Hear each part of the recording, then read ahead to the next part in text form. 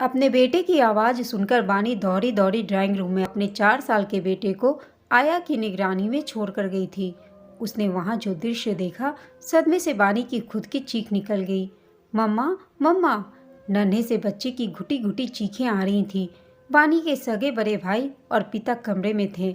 भाई ने एक तकिए से नन्हे के मुंह को दबाया हुआ था।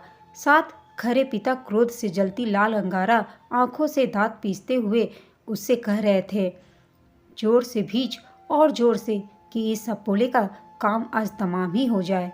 एक क्षण को तो बानी में समझ भी नहीं आया कि वह क्या करे, लेकिन अगले ही पल वह भाई के हाथों से तकिया छीनते हुए जोर से चीखी, बचाओ बचाओ! कि तभी बिजली की गति से एक लंबा व तगड़ा शख्स ड्राइंग रूम के खुले दरवाजे से कमरे में घुसा। उसने भाई के हाथों से तकिया जबरन छीनकर एक ओर पटक दिया और नन्हे को उसके चंगुल से मुक्त कराकर बानी को थमाकर उससे बोला, आप इसे लेकर भीतर जाइए। कमरे का दरवाज़ा अंदर से बंद कर लीजिएगा। मैं इन लोगों से निपटता हूँ। इस दौरान पिता उसकी ओर मुखातिब होकर चीख रहे थे, पंडित जी ने कहा है, तूने हमारे घर पर अपने पाप की काली छाया डाल रखी है। तेरी वजह से ही हमारा घर फल फूल नहीं रहा, मेरी नौकरी नहीं रही। इस बरके की नौकरी भी बार बार चली जाती है। छुटकी का रिश्ता नहीं हो रहा है। तेरी और तेरे इस मनहूस की वजह से ही घर पर विपदा आई हुई है बानी, कुलक्षणा कहीं की। वह खौफ और दहशत से बानी थरथर कांपती हुई रोते गर्राते नन्हे को अपने धड़कते सीने से चिपकाए अंदर के कमरे में जाते जाते थोड़ा ठहर कर पिता पर रोती हुई गरजी, किसके कहने पर आप एक नन्हे से बच्चे की जान लेने चले आए? यह भी नहीं सोचा कि यह आपका अपना खून है। मैंने अपने आप अपनी जिंदगी बनाई है। खुद के दम पर पढ़ लिख कर आज मैं इस मुकाम पर पहुंची हूँ कि मैं अपने बेटे को एक बढ़िया जिंदगी दे पा रही हूँ, एक बेहतरीन जिंदगी जी रही हूँ। और आप कहते हैं कि मेरे पाप की काली छाया आप लोगों पर पड़ रही है। आपकी परेशानियों का कारण मैं नहीं, आप खुद हैं। आप और भैया को अपने दोस्तों के साथ अड्डेबाजी और गांजे से फुर्सत मिले तब तो आप लोग किसी नौकरी में टिकेंगे। आप दोनों का काहिलापना आपकी समस्या की वजह है, न कि इतनी दूर बैठी मैं। यह कहकर उसने कमरे में घुसकर दरवाजा बंद कर लिया और नन्हे को बेतहासा चूमती हुई अर्ध विक्षिप्त सी आंसू बहाती मुंह मुंह में बुदबुदाई, मेरा बेटा, मेरा सोना, मेरा राजा, अगर आज वह लड़का समय पर नहीं आता तो क्या होता? तुझे कुछ हो जाता तो मैं कहीं की न रहती। बाहर से उस युवक और भाई के बीच हाथापाई की आवाजें आ रही थी। पिता गुस्से से उस युवक पर गरज रहे थे, तू होता कौन है हमारे निजी मामलों में टांग अड़ाने वाला? यह मेरी बेटी है, मैं चाहे जो करूं। उधर शायद एक बार को उसका भाई उस युवक की गिरफ्त से छूटकर उसके बंद कमरे के दरवाजे को पीटने लगा, लेकिन शायद तभी उस युवक ने फिर से उस पर काबू पा लिया। करीब 10 मिनट तक पिता का चीखना चिल्लाना जारी रहा। बानी पत्ते की तरह थरथर कांपती, तेजी से धड़कते दिल के साथ नन्हे को कलीजे से चिपकाए बैठी थी कि पता नहीं क्या होगा। कि तभी उसने सुना, वह युवक तेज आवाज में पापा को धमका रहा था, आप दोनों यहाँ से फौरन नहीं गए तो मुझे मजबूरन 100 नंबर डायल करना पड़ेगा और पुलिस को बुलाना पड़ेगा। इसलिए बेहतर यही होगा कि आप दोनों यहाँ से फौरन चले जाएं। यह मत समझिए कि बानी अकेली है, मैं यहाँ जस्ट बगल वाले फ्लैट में रहता हूँ, इसलिए अगली बार यहाँ पर पैर रखने से पहले 10 बार सोचिएगा। अगर आप लोगों ने फिर से इन्हें या बच्चे को नुकसान पहुँचाने की कोशिश की तो मैं आपके खिलाफ पुलिस में रिपोर्ट दर्ज करवाने में बिल्कुल नहीं हिचकूंगा। आप इनके पिता हैं, उसका लिहाज कर मैं अभी तक कुछ नहीं कर रहा। कुछ ही देर में बाहर सन्नाटा छा गया। शायद पिता और भाई चले गए थे। तभी उस युवक ने उसका दरवाजा खटखटाया, दरवाजा खोलिए, वे लोग यहाँ से चले गए हैं। डरी सहमी बैठी बानी ने अपनी गोद में सोए नन्हे को पलंग पर लिटा दिया और उठकर दरवाजा खोला। आप अहम समय पर नहीं आते तो आज अनर्थ हो जाता। मैं आपका किन शब्दों में शुक्रिया अदा करूं? मेरे पास शब्द नहीं है। Thank you so much. उसने हाथ जोड़ते हुए उस युवक से कहा, आप बगल वाले फ्लैट में रहते हैं? मैंने आपको तो पहले कभी नहीं देखा। जी, मैं पिछले हफ्ते ही मुंबई से ट्रांसफ़र होकर यहाँ आया हूँ। मैं उमंग हूँ, एक डॉक्टर हूँ। आपका गुड नेम प्लीज़? मैं बानी हूँ। आप क्या करती हैं बानी जी? जी, मैं अभिज्ञान यूनिवर्सिटी में मैथ्स की लेक्चरर हूँ। लेक्चरर? ओह, चलिए बानी जी, मैं अपने बाहर के कमरे में खिड़की के पास ही बैठता हूँ। रात को वहीं सोऊंगा भी। कभी कभी आधी रात को भी कोई ज़रूरत हो तो आप बेहिचक एक मिस कॉल दे दीजिएगा। ये मेरा नंबर है, मैं हाजिर हो जाऊंगा। वैसे तो अब वे लोग दोबारा आने की ज़रूरत नहीं करेंगे। फिर भी आप मेरा नंबर रख लीजिए। जी, एक बार फिर से आपका बहुत बहुत शुक्रिया। डॉक्टर उमंग: अरे, हम पड़ोसी हैं। इन शुक्रिया और थैंक्स के चक्कर में मत पड़िए। चलिए, दरवाज़ा ठीक से बंद कर लीजिएगा। जी, बहुत अच्छा। उस रात बानी को बहुत देर तक नींद नहीं आई। नन्हे को सीने से लगाए हुए कब बरबस उसके जेहन में बीते दिनों की मीठी कसैली यादों की गिरह एक एक कर खुलने लगी। उसे एहसास तक न हुआ। वह एक निम्न मध्यम वर्गीय परिवार में कट्टर पुरातनपंथी मान्यताओं वाले अल्प शिक्षित माता पिता की बेटी थी। उसका एक बड़ा भाई और एक छोटी बहन थी। पिता निठल्ले स्वभाव के थे, कहीं टिक कर नौकरी नहीं करते। काम के बजाय यारी दोस्ती और गांजे का नशा करने में उनका मन ज़्यादा रमता। आए दिन नौकरी छोड़ देते। घर में हर वक्त तंगी ही रहती। सो घर खर्च चलाने के लिए माँ लोगों के घरों में खाना बनाती। माँ और पिता दोनों सुबह जल्दी घर से निकलते और देर रात घर में घुसते। उपर्युक्त नियंत्रण और मार्गदर्शन के अभाव में उनकी बड़ी संतान, उनका एकमात्र बेटा, ज़्यादा पढ़ नहीं पाया। उसने 10वीं के बाद पढ़ाई छोड़ दी। वह साड़ियों के एक शोरूम में काम करने लगा। वह शुरू से ही कुशाग्र बुद्धि की थी, हमेशा पढ़ाई में अच्छी परिणाम देती और सीढ़ी दर सीढ़ी आगे बढ़ती गई। बानी ने अपनी कड़ी मेहनत के दम पर उसने मैथ्स जैसे कठिन विषय में एमएससी कर नेट की प्रतियोगी परीक्षा भी उत्तीर्ण कर ली और पीएचडी पूरी कर स्थानीय यूनिवर्सिटी में लेक्चरर बन गई। नन्हे के पिता पार्थ से उसकी मुलाकात उसी कॉलेज में हुई। वह उससे लगभग 3 साल सीनियर था। वह भी यूनिवर्सिटी के मैथ्स डिपार्टमेंट में ही लेक्चरर था। कॉलेज के स्टाफ रूम में बानी की टेबल पार्थ की टेबल के साथ ही लगी हुई थी। सो दिन भर साथ उठते बैठते। दोनों बहुत अच्छे दोस्त बन गए, इतने कि घर जाकर भी दोनों एक आध बार एक दूसरे से बात किए बिना न रहते। उनके प्रेम का बिरवा उनकी प्रगाढ़ दोस्ती की माटी में फूटा। वह यह भी सब सोच ही रही थी कि तभी घर के बाहर गली के चौकीदार के डंडे की खटखटाहट उसे सुनाई दी। उसके सीने से चिपका नन्हे कुनमुनाया। गले में उमड़ती रुलाई के साथ बानी ने सोचा, उफ पार्थ, तुम कहाँ चले गए अपनी बानी को छोड़कर। और वह फिर से एक बार पार्थ के साथ बिताए हंसी दिनों की मीठी यादों के प्रवाह में डूबने उतराने लगी। उस दिन वह और पार्थ कॉलेज की लाइब्रेरी के लिए मैथ्स की कुछ किताबें खरीदने एक बुक एग्जीबिशन में आए हुए थे। किताबें खरीदने के बाद पार्थ उसे एग्जीबिशन ग्राउंड के साथ लगे पार्क में ले गया, जहाँ पार्क के एक सूने कोने में रंग बिरंगे गुलाब के पौधों के बीच लगी बेंच पर बैठे उसे एक सुर्ख गुलाब का खूबसूरत फूल तोड़कर पार्थ ने उसे थमाते हुए अनायास उससे कहा, बानी, हम दोनों बहुत अच्छे दोस्त बन गए हैं। तुम्हारे बिना जीने की सोच ही मुझे घबराहट से भर देती है। घर पर भी तुमसे बात करने की इच्छा होती रहती है। मन करता है तुम हर लम्हा मेरी आंखों के सामने रहो। अब मैं अपनी ज़िंदगी का हर पल तुम्हारे साथ बिताना चाहता हूँ। ज़िंदगी की आखिरी सांस तक तुम्हारे साथ रहना चाहता हूँ। मुझे रोमांटिक फिल्में बातें करनी नहीं आती। सीधे साधे शब्दों में तुमसे पूछ रहा हूँ, क्या तुम मुझसे शादी करोगी? इतने दिनों की करीबी से बानी भी पार्थ को बेहद पसंद करने लगी थी।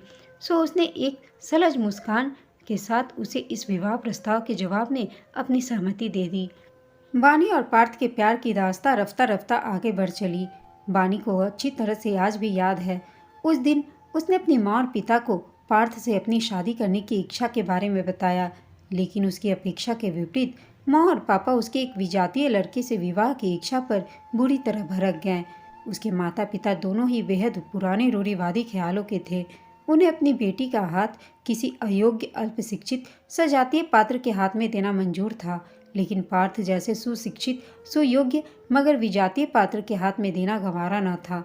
बानी को एहसास था कि उसकी जाति में उस जैसी निम्न वर्गीय और अल्पशिक्षित परिवार का लड़का का पार्थ जैसा योग्य और उच्च शिक्षित मैच मिलना मुश्किल ही नहीं असंभव था। सो उसने बहुत सोच विचार कर घर वालों की मर्जी के खिलाफ जाकर पार्थ को अपना जीवन साथी बनाने का फैसला ले लिया। एक दिन घर वालों को बिना बताए उसने कुछ करीबी दोस्तों के समक्ष एक दूसरे को अंगूठी पहनाकर सगाई कर ली। फिर 5 माह बाद कोर्ट मैरिज करने के लिए औपचारिक कार्यवाही भी कर डाली। लेकिन यदि कुदरती और इंसानी मंशाओं का मंजिल एक होता तो दुर्भाग्य जैसी आपदा का वजूद ही न होता। उन दिनों कोविड की बीमारी का प्रकोप चल रहा था। पार्थ को कोविड का भयंकर संक्रमण हुआ। पार्थ ने लापरवाही में शुरुआत में ही कोविड का इलाज किसी योग्य डॉक्टर से नहीं करवाया। उसकी बीमारी बिगड़ती गई और जब तक उसके घर वाले चेते, उसकी बीमारी भयावह रूप लेते हुए उसके सभी अंगों को प्रभावित कर चुकी थी। लगभग 20 दिनों तक कोविड से जूझने के बाद वह अपनी अंतिम यात्रा पर निकल पड़ा। भाग्य का खेल, उसकी मौत के बाद बानी को पता चला कि पार्थ का अंश उसकी कोख में पल रहा था। बानी की दुनिया मानो उलट पुलट हो गई। उसके पांव तले जमीन न रही। कोविड के प्रकोप के बाद पूरे देश में कंप्लीट लॉकडाउन चल रहा था। एक तरफ घर से निकलने की बंदिश, दूसरी तरफ प्राइवेट क्लिनिकों के डॉक्टरों ने मेडिको लीगल कारणों से उसने अनमैरिड होने की वजह से अबॉर्शन करने के लिए मना कर दिया और उसे उसके लिए उसके सरकारी अस्पताल में जाने को कहा। परंतु सरकारी अस्पताल में कोविड-19 के संक्रमण के खतरे को देखते हुए बानी वहां नहीं गई। इन सब की वजह से उसका गर्भ 3 माह का होने को आया, सो उसे विवश हो अपने गर्भ को रखने का फैसला लेना पड़ा। इधर प्रेगनेंसी के लक्षण जाहिर होते ही उसके माता पिता ने उसके खिलाफ मोर्चाबंदी कर ली। वे दिन रात उसे बिन ब्याही मां बनने पर कटु ताने और व्यंग्यवान सुनाते। परेशान होकर बानी ने एक दिन चुपचाप माँ बाप का घर छोड़ दिया और अपनी यूनिवर्सिटी के पास किराए पर घर लेकर रहने लगी। यूनिवर्सिटी की बढ़िया नौकरी थी। आर्थिक रूप से वह खासी मजबूत थी, तो उसे अकेले रहने में कोई खास दिक्कत का सामना नहीं करना पड़ा। समय अपनी चाल से चलता गया। नियत समय पर बानी ने एक बेटे को जन्म दिया। बानी की नौकरी बदस्तूर जारी रही। नन्हे 4 बरस का होने को आया, लेकिन इतना समय गुजर जाने पर भी उसके बिन ब्याही माँ बनने पर पिता और भाई का गुस्सा कम न हुआ। उनके खानदानी पंडित जी ने आग में घी डालते हुए उसे उनके लिए अपशगुनी करार दिया। उसकी छोटी बहन उसके संपर्क में थी। बहन के माध्यम से ही उसे अपने घर की खबरें मिलती थीं और इसी का नतीजा था कि उसके भाई और पिता भी उस दिन आए थे। यह सब सोचते हुए बानी को झपकी आ गई और वह नींद के आगोश में चली गई। अगली सुबह जब बानी उठी तो नन्हे तेज बुखार से तप रहा था। वह उसे लेकर डॉक्टर के यहाँ ले जाने के लिए घर से निकल ही रही थी कि डॉक्टर उमंग अपने घर के बाहर चहलकदमी करते हुए मिल गए। हेलो, गुड मॉर्निंग बानी। सुबह सवेरे कहाँ चल दी आप? नन्हे को बुखार आ रहा है, रात भर बुखार से भुना है, इसे डॉक्टर के यहाँ ले जा रही हूँ। अगर आप चाहें तो मैं उसे एग्जामिन कर सकता हूँ। मैंने शायद आपको बताया नहीं कि मैं यहाँ विनायक चिल्ड्रंस हॉस्पिटल में पीडियाट्रिशियन हूँ। ओह, फिर तो आप प्लीज़ उसे एग्जामिन कर लीजिए डॉक्टर। आइए, प्लीज़ भीतर आ जाइए। डॉक्टर उमंग ने नन्हे को एग्जामिन करने के बाद बानी से कहा, चिंता की कोई बात नहीं है। कल की घटना से वह बेहद शॉक हो गया है। उसे कुछ मेडिसिन और इंजेक्शन लगाने पड़ेंगे। नन्हे को दवाई देकर और इंजेक्शन लगाने के बाद वे जाने के लिए उठे ही थे कि बानी बोल पड़ी, डॉक्टर चाय पीकर जाइएगा। चाय पीकर शाम को नन्हे का चेकअप करने के लिए घर आने का वादा करके डॉक्टर उमंग अपने घर चले गए। अगले 1 माह तक डॉक्टर उमंग नन्हे को एग्जामिन करने सुबह शाम उसके घर आते रहे। इस अवधि में डॉक्टर उमंग और बानी के मध्य बहुत अच्छी फ्रेंडशिप भी हो गई। करीब 1 महीने बाद उस दिन भी डॉक्टर उमंग बानी के यहाँ बैठे थे कि तभी बानी को अपनी यूनिवर्सिटी की परीक्षाओं के लिए मैथ्स के प्रश्न पत्र बनाते देख वे तनिक मुस्कुराते हुए बोले, बानी, आपने इतने मुश्किल सब्जेक्ट में कैरियर कैसे बनाया? मुझे तो मैथ्स शब्द से अभी तक डर लगता है। बानी यह सब सुनकर खिलखिलाकर हंस दी, बोली, ओ डॉक्टर उमंग, मुझे यह सब्जेक्ट इतना चैलेंजिंग लगता है कि क्या बताऊं। वक्त के साथ बानी और उमंग की दोस्ती गहराती गई। डॉक्टर उमंग को बानी के संपर्क में आए 2.5-3 साल बीत चले। इतने से समय में बानी ने उमंग के दिल में अपनी एक खास जगह बना ली थी। डॉक्टर उमंग बानी से 2 साल छोटे थे। 33 वर्ष के होने को आए थे। उनके घर वाले उनसे शादी के लिए कह कर हार गए थे। उनकी माँ उन्हें हर हफ्ते में एक नई लड़की का फोटो और बायोडाटा भेजती, लेकिन डॉक्टर उमंग उन पर एक नज़र तक न डालते। उनके अंतर्मन में तो बानी ने कब्जा कर रखा था। दिन बीतने के साथ साथ वे बानी की सहेजता, शीशे जैसा साफ निश्चल दिल और मीठे स्वभाव के कायल हो गए थे। जब जब दूसरे शहर में रहने वाली उनकी माँ फोन पर उनसे शादी की बात छेड़ती, बानी की सौम्य गंभीर छवि उनके कल्पना चक्षुओं के सामने आ जाती। पिछली बार जब वे माँ के पास गए थे और माँ ने उनके विवाह की चर्चा छेड़ी तो उन्होंने साफ साफ लफ्जों में उनसे कह दिया, माँ, मेरे लिए लड़की ढूंढना बंद करो। मेरी निगाह में एक लड़की है और मैं उसी से शादी करूँगा। माँ के बहुत कुरेदने पर उन्होंने उन्हें बानी के बारे में खुलकर बताया। उनकी बात सुनकर माँ जैसे आसमान से गिर गई। अपने इकलौते सुयोग्य कुंवारे डॉक्टर बेटे की शादी एक बिन ब्याही बच्चे वाली औरत से करने की बात उनके लिए सदमे से कम न थी। इस खबर से उन्हें गहन मानसिकता आघात पहुंचा और उनका ब्लड प्रेशर शूट कर गया। वे पलंग पर आ गईं। माँ की यह हालत देख उमंग बेहद पसोपेश में थे। जिंदगी के इस मुकाम पर पहुंचकर वे वानी के बिना अपनी भावी जिंदगी की कल्पना तक नहीं कर सकते थे। सो उन्होंने सोचा कि वे अपने घर जाकर वानी से आर्य समाज में शादी कर उसे दुल्हन बनाकर अपने घर ले जाएंगे। एक बार वानी से शादी हो जाए तो उसे देखकर माँ के पास उसे स्वीकार करने के अलावा और कोई विकल्प नहीं होगा। वानी अपनी नर्म दिली और मृदु स्वभाव से देर सवेर उनकी माँ का दिल जीत ही लेगी और वे वापस अपने शहर आ गए। अपने घर पहुंचकर उमंग शाम को वानी के घर गए और फरमाइश कर रात का डिनर उसके साथ किया। रात के 10:30 बजने को आए थे, लेकिन आज वे उठने का नाम नहीं ले रहे थे। थोड़ी देर में नन्हे भी सो गया। उसके सोते ही उमंग ने वानी से कहा, वानी, आज मैं बिना किसी लाग लपेट के आपसे एक खास बात करना चाहता हूँ। मैं आपको बेहद पसंद करता हूँ और ज़िंदगी का बाकी का सफ़र आपके साथ काटना चाहता हूँ। मेरी माँ सख्त बीमार है, उनकी वजह से ही मैं यह शादी इतनी जल्दी करना चाहता हूँ। मैं कल या ज़्यादा से ज़्यादा परसों आर्य समाज में आपसे शादी करना चाहता हूँ। एक बार यह शादी हो जाए तो माँ को हमारे रिश्ते को एक्सेप्ट करना ही होगा। उमंग के इस प्रस्ताव से हतप्रभ वानी उमंग से बोली, यह आप क्या कह रहे हैं उमंग? शादी आपसे, और वह भी कल या परसों? हाँ, कल या परसों। मेरी माँ बिस्तर पर है, लेकिन मुझे पूरा यकीन है कि आपको बहू के रूप में देखकर वह फिर से हिरन हो उठेंगी। उमंग, आपने यह तो मुझे दुविधा में डाल दिया। मेरा पास्ट जानकर भी क्या वे मुझे एक्सेप्ट कर लेंगी? नहीं नहीं, मैं आपसे शादी करने की सोच भी नहीं सकती।